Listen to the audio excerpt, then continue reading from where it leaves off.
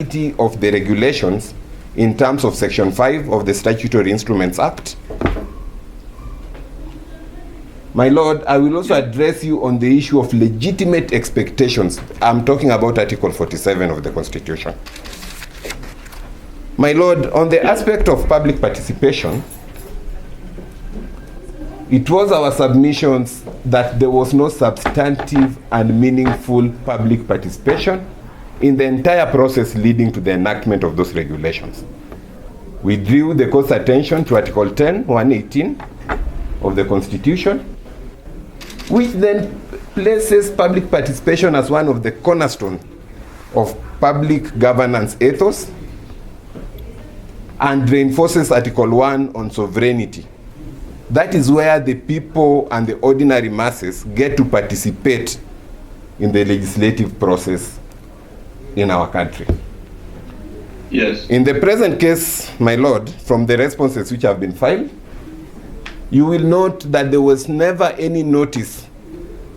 There was never any notice, proper or otherwise, given to the general public, inviting them to come and submit memoranda, submissions to the impugned regulations. Nobody was given notice of anything. And in any event, my Lord, the promoters of those draft regulations never gave sufficient information to the general public in Kiswahili, which is the national language of our republic. They never gave information. The disclosure and availability of information by the promoters is a key feature of public participation, because it is from those information that the public can give meaningful and qualitative submissions.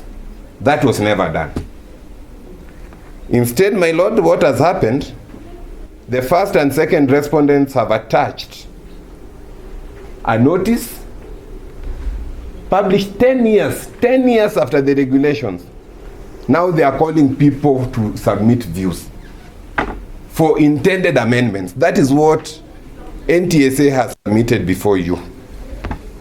My Lord, the totality of what I'm saying is that there was never any substantive public participation. Once public participation is challenged, the burden shifts to one, the National Assembly, who have a cardinal duty to promote public participation, and to NTSA, moving under the relevant act and under the Statutory Instruments Act. I'm going back to Section 5. Under the Act, they have a duty to consult persons who are likely to be affected before formulating such policy.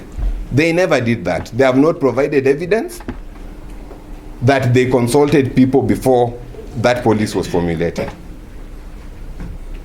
The National Assembly equally has not provided us with any sufficient notice they gave, or even minutes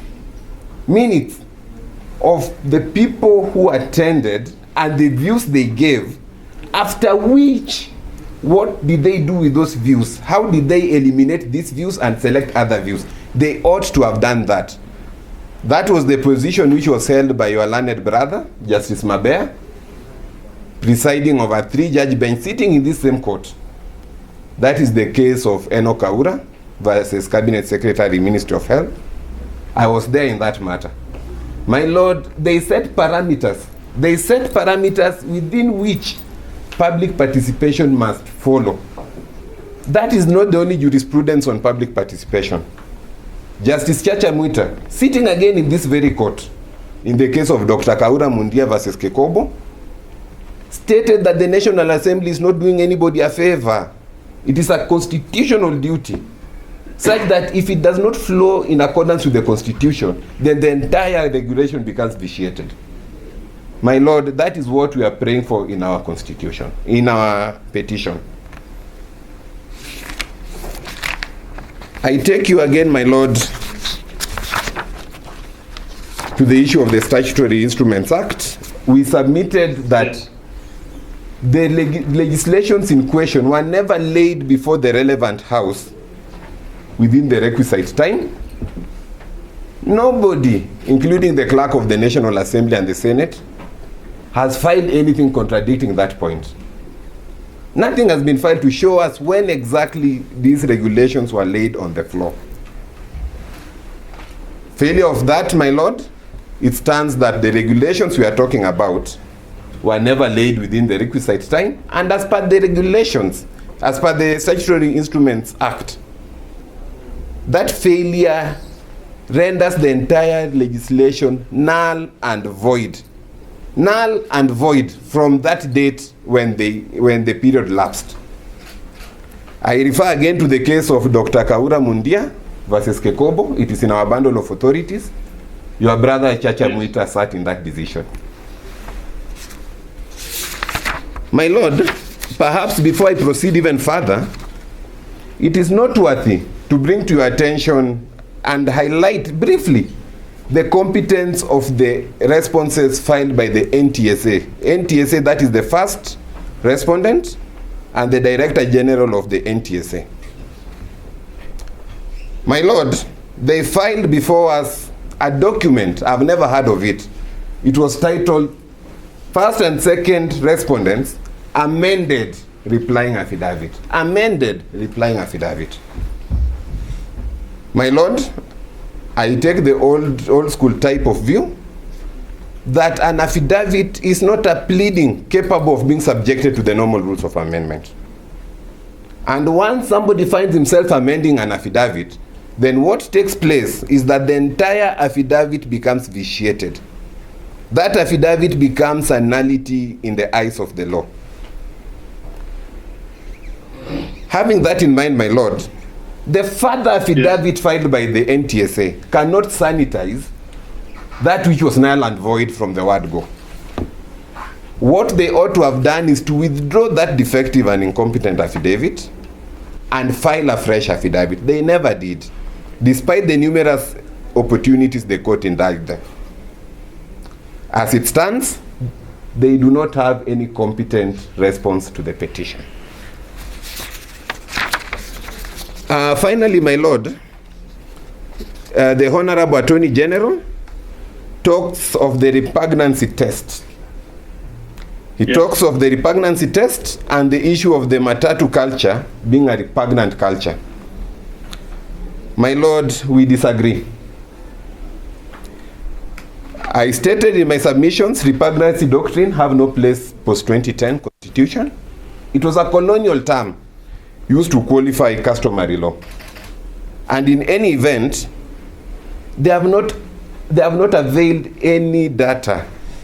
They have not availed any data to show that matatus and PSVs, which are artistically enhanced, have a higher probability and chance of causing accident and road carnage as opposed to a similar model which is not enhanced. So as we speak, what is responded and submitted to is hearsay. The NTSA also attached an audit report. They don't tell us who did the audit. The parameters of the audit are not disclosed. In fact, nothing is disclosed about that audit. The authenticity cannot be verified. To that end, my lord, we submit that there was no audit and there's no data to qualify the discrimination of these vehicles. Article 24 now comes into play. Yes. My lord, on Article 47, we submitted on the issue of legitimate expectation. It was uncontroverted that His Excellency Uhuru Kenyatta in 2014 issued a moratorium barring the criminalization and the arresting of persons found with vehicles having artistic enhancements, tints, graffiti, and such like enhancements. It is uncontroverted. My lord, we are not told when exactly this legitimate expectation was withdrawn. The petitioner and other parties had invested heavily in enhancing their fleets. And to just show that there's a valid legitimate expectation, as recent as December 2025, we are now talking of His Excellency William Samoei Ruto, President of the Republic of Kenya, at a thematic day for Jamhuri Day celebrations, recognized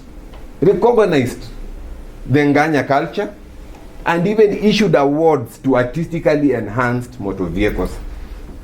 Himself, he was even awarded for supporting Nganya culture. It will be a bit funny for the Attorney General to controvert that position, because he will now be approbating and reprobating.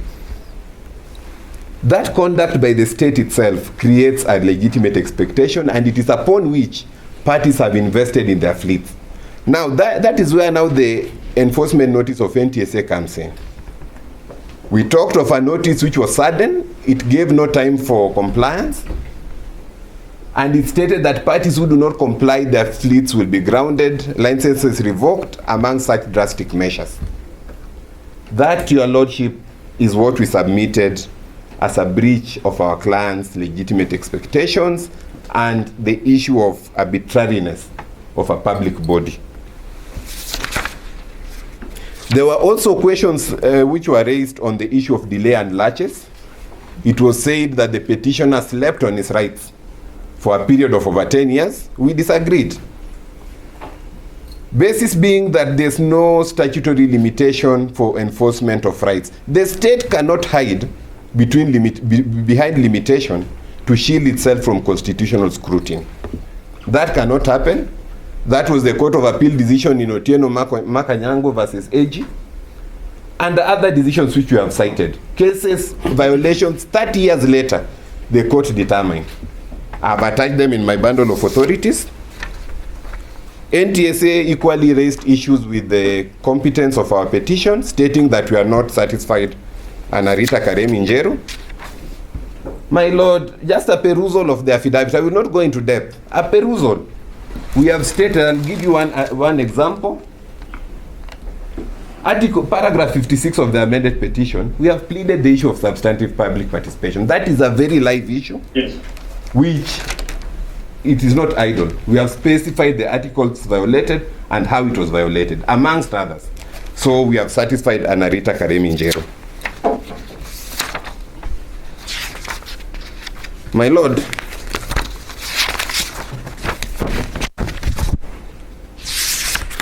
I will address the last issue, which is on Locus standi and exhaustion remedy that was raised by the NTSA. It was raised, by the Honorable Attorney General through Mr. Weche. They challenged the competence of the petition on the basis that the petitioner lacked Locus standi. My Lord, the petitioner described himself in the petition, that is Michael Makubo William. He said he's a user, he's a consumer of public service vehicles. He's an arts enthusiast. And he presents the petition on his own behalf and on behalf of the general public. Article 22, Article 23. It is cited in the petition. My Lord, this issue of Locus standi, I think the case of Trusted Human Rights Alliance versus Attorney General and the Mumo Matemu case, they speak on that area quite clearly. They are there in my bundle of authorities. My Lord, at that point, we wish to rest. yes. The other issues are well highlighted in our submissions. I will take time to respond to what they will say. I rest.